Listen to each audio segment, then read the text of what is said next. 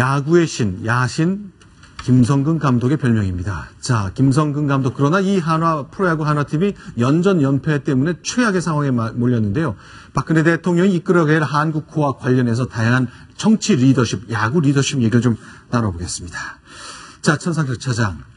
자, 이 대통령과 김성근 감독, 요즘 뭐 연전 연패하는 김성근 감독 때문에 회자가 좀 많이 되는데 공통점을 하나씩 봤으면 좋겠습니다. 그런데 그에 앞서서 김성근 감독의 프로야구, 야구 얘기 먼저 좀 해봤으면 좋겠습니다.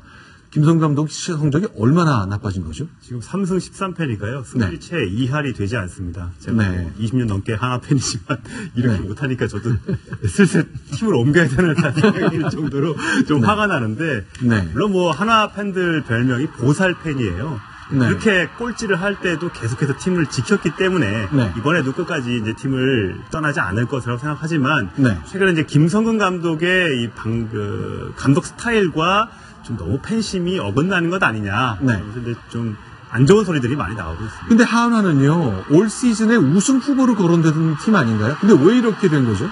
그게 이제 참 이제 첫 번째 단추부터 잘못 끼워졌는 게 1, 2차전을 LG하고 했었는데 두 게임 모두 연장전에 가면서 역전패를 당하면서 분위기가 깔아앉았고 그다음에 이제 줄부상 선수들이 있었고 선수 혹사 논란, 그다음에 감독의 불통 논란까지 겹치면서 좀처럼 연패에서 벗어나지 못하다가 어저께 7연패를 드디어 끊었습니다. 네. 자, 그런데 투수 혹사 논란 때문에 그렇습니다. 김성근 감독이 적절한 투수 교체 시점 이런 거 관련해서 논란의 중심에 서 있죠. 너무 많이 이제 사람을 바꾸죠. 이제 박 대통령과 같으면서도 다른 점이 박 대통령은 한 사람을 믿으면 오래 쓰는 스타일이고요. 김성근 감독은 자기 애제자를 많이 쓰지만 그렇지 않으면 매번 라인업을 바꿉니다. 1번이 2번 갔다가 2번이 8번 갔다가 너무 자주 바꾸니까 이제 그런 문제가 있고 혹사 논란이 있습니다. 저번에 얼마 전에는 저 권혁 선수인데요. 작년에도 100이닝 넘게 던져서 거의 선발 투수, 중간 개투거든요. 너무 많이 던져서 혹사 논란이 일었고. 그러면 좀 덜 써야 되는데 계속 쓰나 보죠? 계속 쓰는 거죠. 그러니까 다른 사람을 믿을 사람이 없기 때문에 어쩔 수 없다라고 얘기하지만 어제 나온 선수, 그제 나온 선수, 그제 50개, 100개 던진 선수를 그 다다음 날에도 쓰면 저 선수가 제대로 된 그 실력을, 능력을 발휘할 수 있겠습니다. 그래서 혹사 논란에 시달리고 있습니다. 자, 대통령은 친박 중심의 믿는 사람을 너무 오래 써서 문제라는 지적을 받고 있고 김성근 감독은 너무 자주 바꾸고 너무 혹사시킨다. 그런데 두 번째 공통점 어떤 게 있습니까? 아무래도 박근혜 대통령 지지율에도 나타나지만 이제 소통이 부족하다는 얘기는 많이 듣지 않습니까? 김성근 감독은 이제 불통이라는 이미지가 강합니다. 불통이라면 어떤 예의가 있는 거죠? 이제 기본적으로 기자들과의 소통에서도 원만하지 않고요. 내 스타일이 있는데 왜 나한테 뭐라고 하느냐. 감독하고 또 선수하고도 얼마 전에 일본인 코치가 시즌 개막한 지 2주일 만에 짐을 싸고 일본으로 가버렸습니다. 난 도대체 이런 감독하고 같이 일을 할 수가 없다. 이제 그게 이제 용인술과도 관련이 있는데, 아니 어떻게 투수를 저렇게 혹사를 시키느냐. 이거는 현대야구에 있을 수는 없는 일이다. 그러면 코치와 또 선수들과 또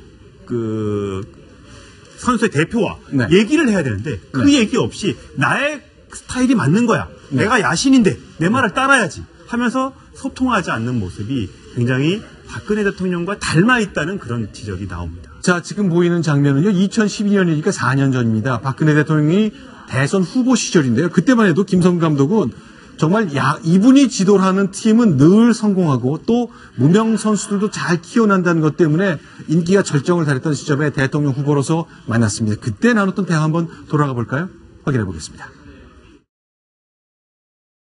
이제 어려움을 겪거나 좌절하거나 이런 경우에는 혼자 일어나기가 힘들잖아요. 근데 감독님께서 스포츠계에서 모범적으로 보여주고 계셔서 정말 감동도 깊고 생각만 바뀌면 얼마든지 새로운 길이 생긴다. 그걸 왜 모색하고 싶다 그럴까요? 감독님이 이번에 5명이나 프로 야구단에 보내시고 참 이런 열정과 좀 사명감 갖고 하시니까 이게 가능하지 않았겠습니까? 그래서 대한민국에 처음에 넘어왔어요.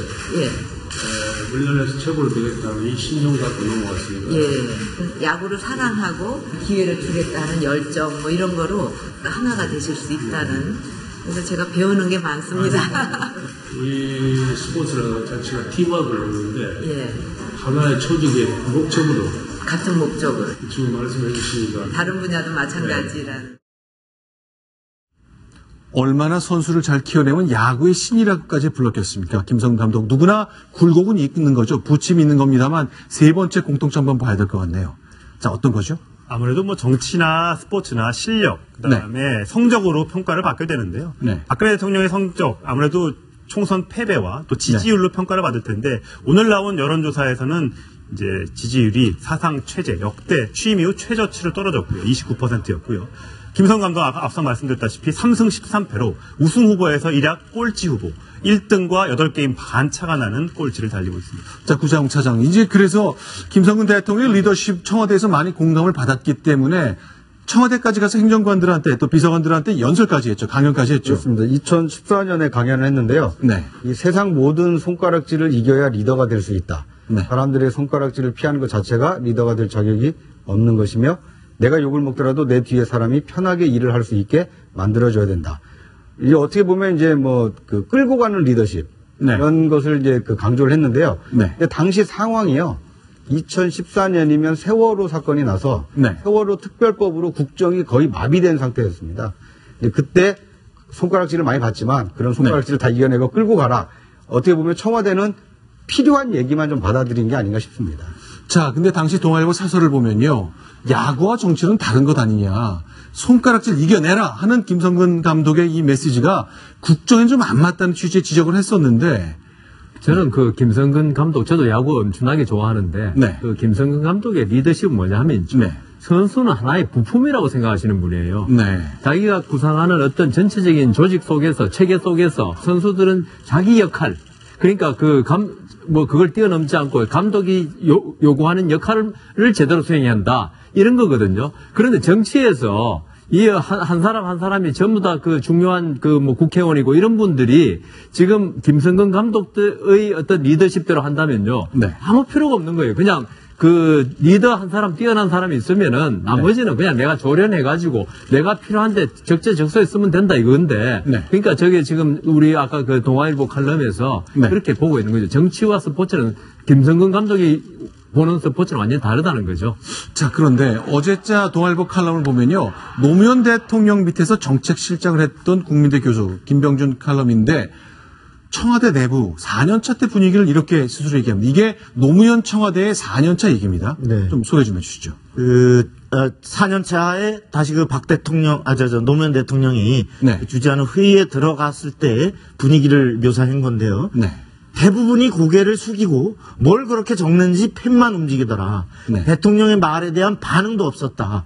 대통령의 눈을 쳐다보며 한마디라도 하기 위해 애쓰던 집권 초기의 그 모습들이 아니었다라고 이렇게 썼는데. 자, 노무현 대통령이 4년 차니까 딱 10년 전이군요. 그렇습니다. 2006년 상황을 묘사한 겁니다. 예.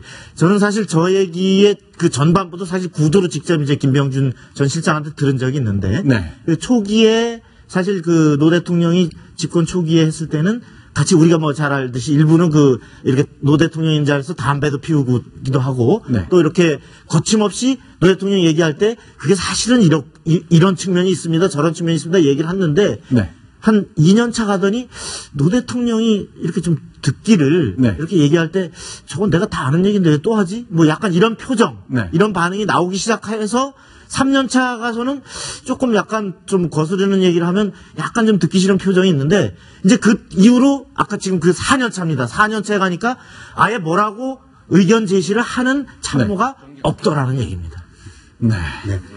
근데 김병준 그 칼럼이 정반대가 좀 됐으면 좋겠습니다. 노무현 정부 때는 4년차에서 오히려 받아쓰기가 시작됐다면 박근혜 정부는 이제 1년차, 2년차 때 받아쓰기가 많지 않았습니까?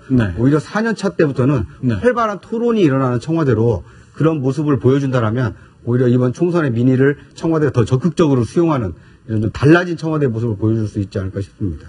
자, 야구신으로 불리는 김성근 감독은 아니 내가 잘할 때는 내 스타일이 좋다 그랬다가 성적이 나쁘니 또 이렇게 비웃는데 당신들 내 성적 나중에 좋아지면 어떡할 거야 라고 생각할지 모르겠어요. 그러나 분명한 것은 야구와 정치는 다릅니다. 성적만이 모든 것은 아니고 그 절차가 굉장히 강조되는 분야니까 정치의 리더십은 좀 달라야 되겠죠.